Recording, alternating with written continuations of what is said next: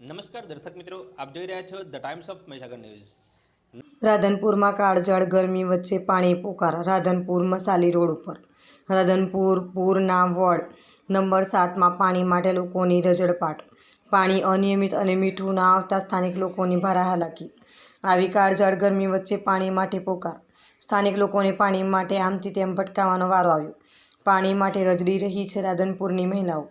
ગરમીના કારણે તંત્રએ ઘરની બહાર નીકળવાની મનાઈ કરી છે। તેવા સમયે પાણી વગર શું કરે મહિલાઓ? પાણી નહીં મળે તો આંદોલન કરવાની આપી મહિલાઓએ ચીમકી।